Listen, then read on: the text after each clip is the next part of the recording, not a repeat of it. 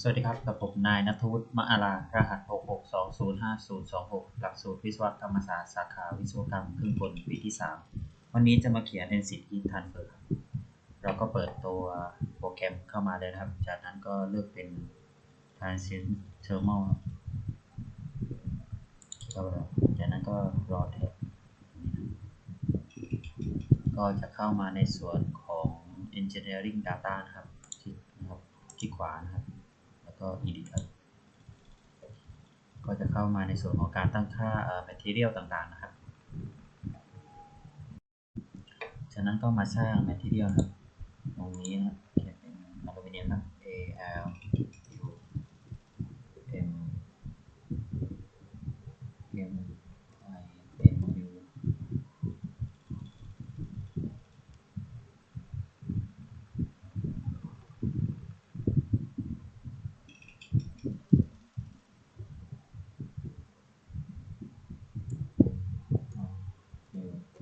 อลูมิเนียมครับ Enter ครับตั้งค่าใหม่นะครับที่มาอันนี้ผมจะตั้งเป็น Al ครับก็คืออลูมิเนียม Enter ครับ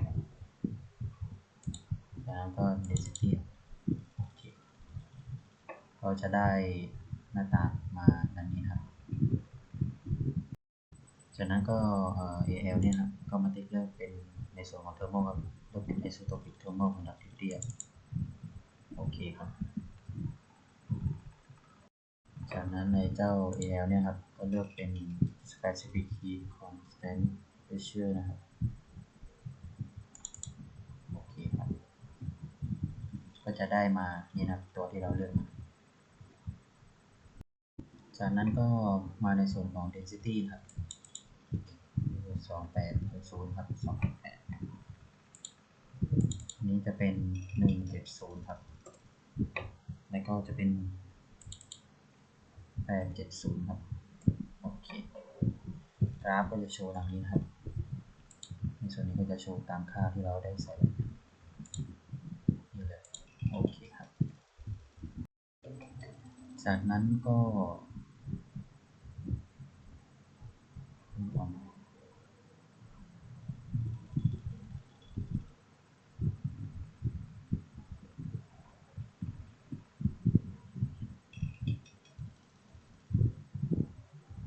ใส่ข้างนี้ไหมนะครับผมก็ปิด870นะครับเป็นเท่า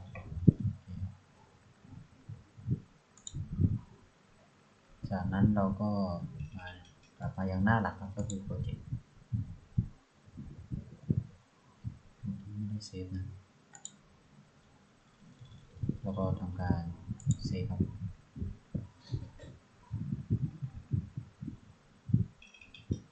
โอเคครับจากนั้นเราก็มาในส่วนของโปรเจกต์ครับ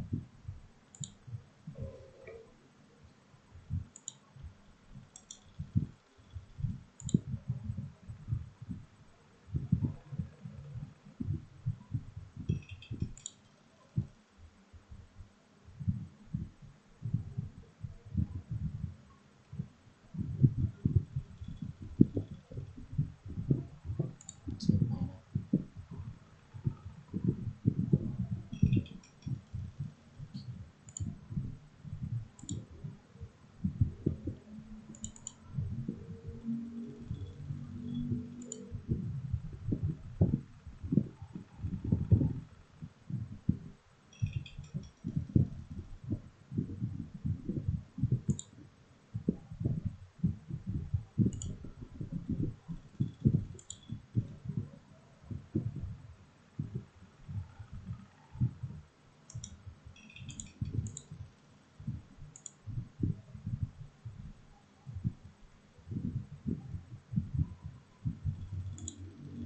โอเคครับได้แล้วครับเมื่อกี้มันผิดพลาดนิดหน่อยเราก็ทำการตั้งค่าในส่วนของ material นะครับจากนั้นก็มาที่ geometry นะ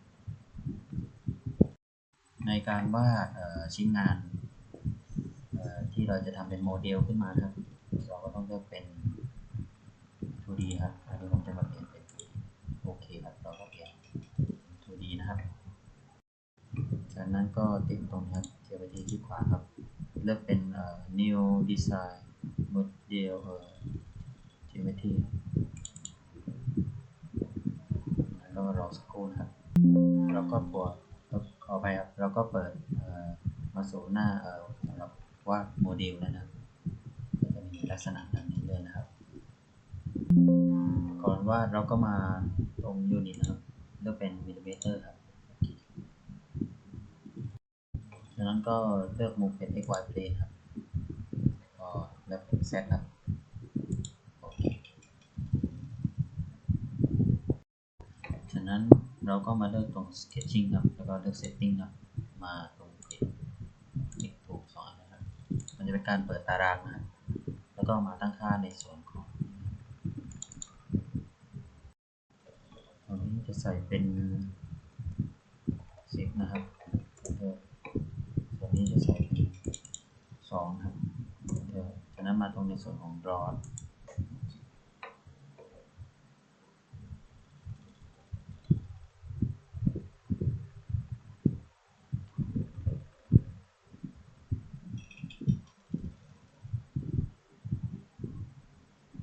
จากนั้นก็เลือกเป็น polyline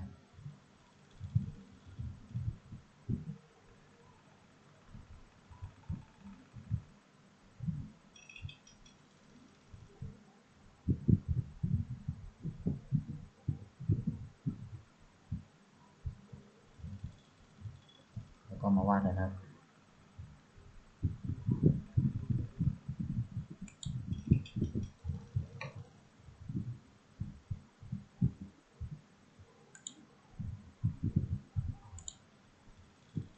เลือกเป็น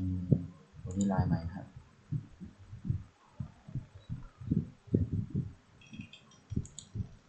เดี๋ยวเรามานะ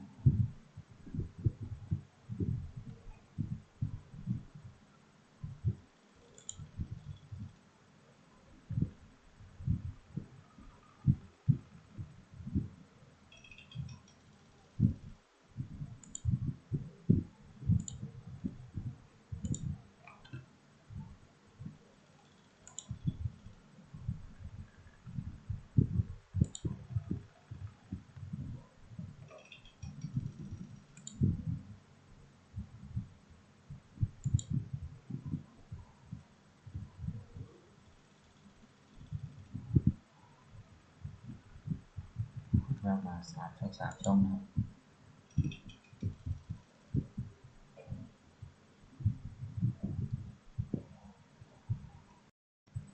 จากนั้นก็ลากขึ้นมาช่องขึ้นไปครับช่องนี้แล้วมาตรงนี้จากนั้นก็ขึ้นไปนะครับ2 ช่องครับนี้มานี่ครับก็จบตรงนี้โอเคก็ ESD แล้วครับ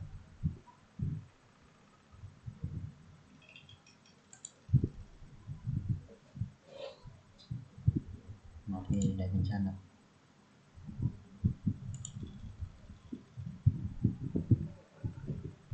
เอาใหม่นะ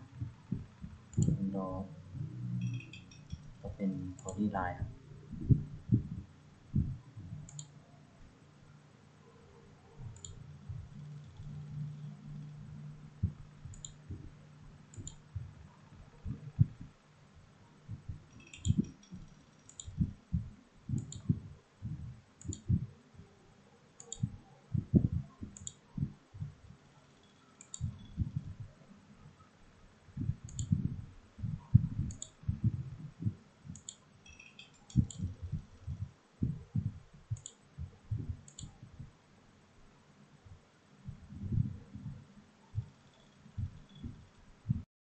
จากนั้นก็คลิกขวาครับแล้วก็เลือกเป็น close end ครับโอเคต่อมาก็มาในส่วนของ dimension ครับ display value จากนั้นก็มาทำงานบอกขนาดครับเลือกเป็น general ดึงออกมาครับ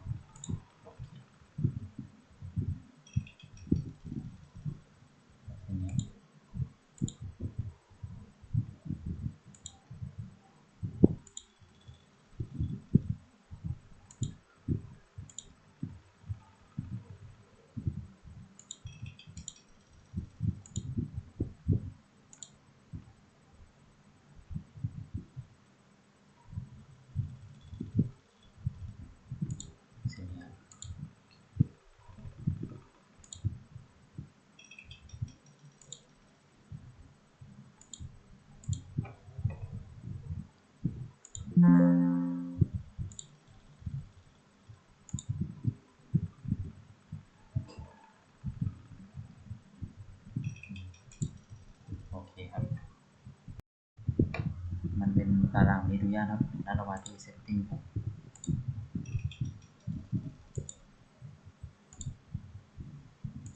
โอเคครับลบนี้ออก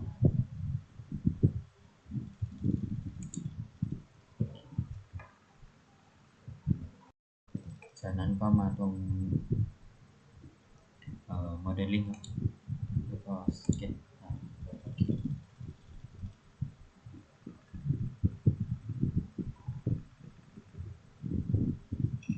จากนั้นก็มาตรง concept ครับแล้วก็ surface from sketch sheet ครับ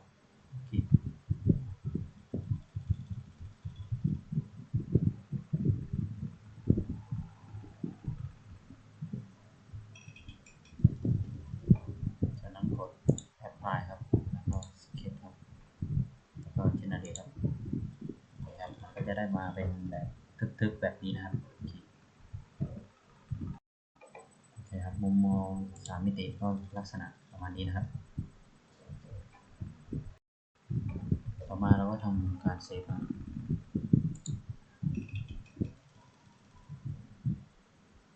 เราสักครู่นะครับโอเคเราทำการเซฟแล้วนะครับจากนั้นผมก็จะกดที่ไฟล์ครับเพื่อยังไปยังหน้าหลักของมันครับ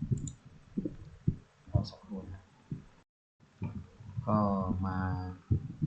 กลับมาสู่หน้าหลักนะครับจากนั้นก็ติดโมเดลครับคลิกเข้าไปเลยนะครับก็เปิดมายังตัวโมเดลที่เราได้วาดมาแล้วนะครับจากนั้นเราก็เลือกเป็น geometry ครับ surface นี้ครับหาassignment ครับแล้วก็เลือกเป็น AL นะครับ aluminium โอเคเราก็ตั้งค่าmaterial แล้วนะครับต่อมาเราก็มาในส่วนของตัวโมเดลครับจากนั้นเลือกเป็นคำสั่งนี่ครับ construction geometry ครับเลือก path ครับ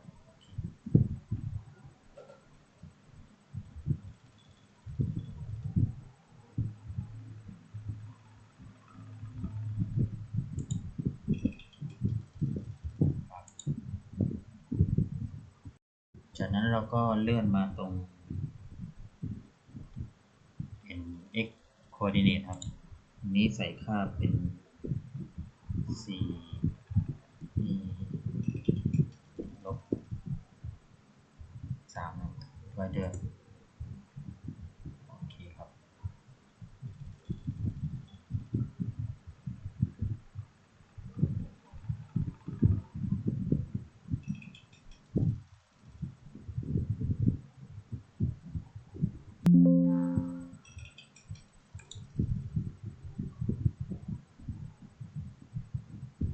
หน่วยที่ใช้ก็เป็นแบบนี้นะ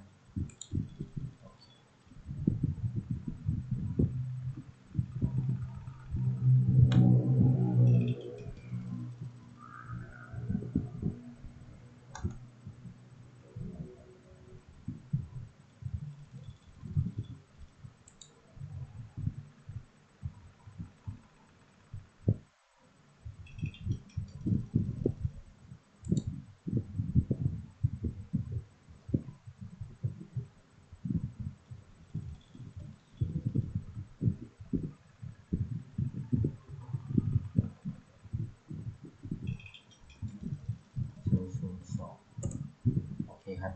เมื่อกี้ใส่เป็นผิดไปตัวนะครับก็เลยค่าไม่ได้ที่ต้องการครับโอเคครับก็โอเคแล้วครับจากนั้นก็คลิกที่พาร์ทครับคลิกขวาครับแล้วก็รีเนมผมจะตั้งเป็นพาร์ท1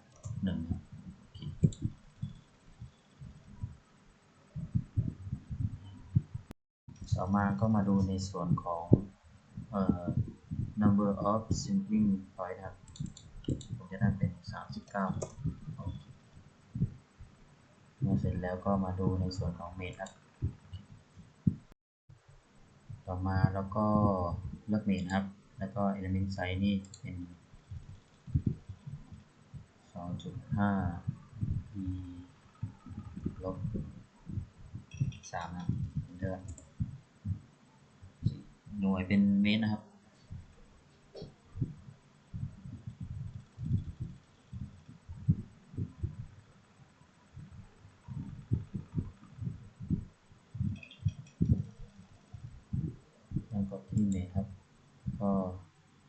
generate ครับ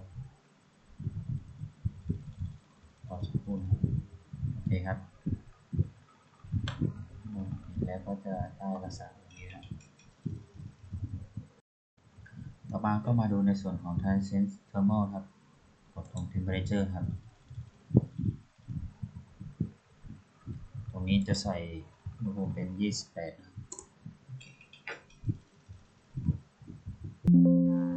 จากนั้นก็คลิกตรง transient ครับแล้วก็เลือกเป็น temperature ครับจะได้มาอยู่ตรงนี้ตัวนึงนะครับต่อมาคลิกเลือกตรง temperature ครับแล้วก็จะเลือกให้เป็นการคลิกมุมครับเราคลิกเส้นนี้ครับจากนั้นกด apply ครับโอเคครับจากนั้นตรงmagnitude นะครับจะใส่เป็น90ต่อมาเราจะมาเพิ่มในส่วนของ convection ครับก็จะมาอยู่ตรงนี้ตัวนึงนะครับจากนั้นก็ต้องคลิกตรง convection นะครับตรงนี้จะเป็น30นะครับนี่ก็จะเป็น28นะครับโอเคครับจากนั้นตรงนี้ก็คลิกตรงนี้ครับแล้วก็มาเลือกตรงขอบนะครับเนี่ยขอคอนโทรลครับ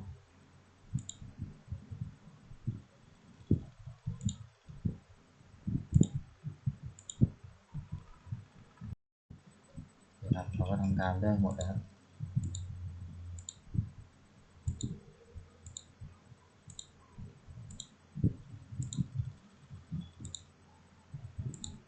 โอเคครับเมื่อเลือกแล้วเราก็กด apply แล้วจะมีทั้งหมด15จุดนะครับโอเคครับเราก็ได้ในส่วนที่เราติดเลือกผิวขอบมาแล้วครับต่อมาก็มาดูในส่วนของ convection ครับค่าtemperature แล้วก็ convection ก็จะมีค่าประมาณนี้นะครับที่เราได้ตั้งไว้ต่อมาก็มาดูในส่วนของ analysis ครับ setting นี่ครับในส่วนของ number of step นะครับจะใส่เป็น120ครับจากนั้นมาในส่วนของ solution ครับผมก็จะเลือกเป็น temperature ครับอันนี้เลย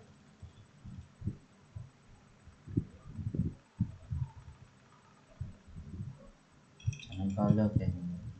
solution ครับเลือกเป็น temperature อีก1ตัวครับ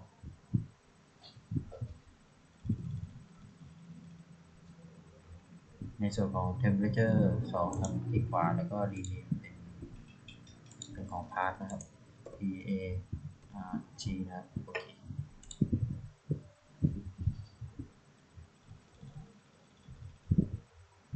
จากนั้นในส่วนของ scoping นะครับก็จะเลือกเป็น part นะครับอันนี้ก็จะเลือกเป็น part 1ครับ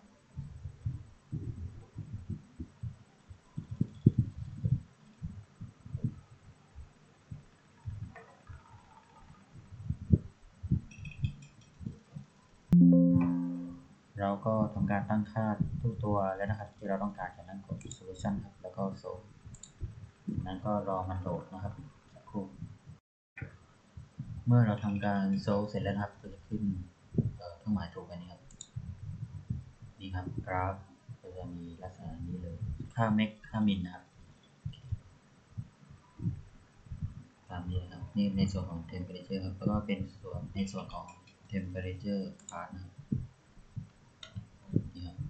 ค่า max ค่า min ก็จะมีลักษณะดังนี้ครับค่าในตารางต่างๆกราฟเป็นอะไรครับ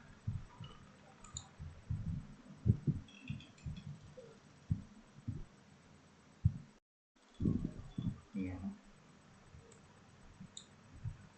กราฟก็จะมีลักษณะแบบนี้นะครับแล้วก็ค่าในตารางในส่วนอันนี้เป็นในส่วนของ temperature ครับนี่เป็นของ temperature part ครับนี่ครับ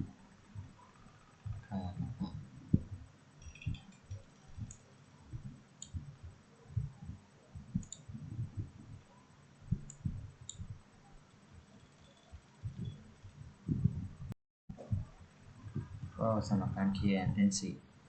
Heat Transfer ผมก็ขอจบเพียงเท่านี้นะครับขอบคุณครับ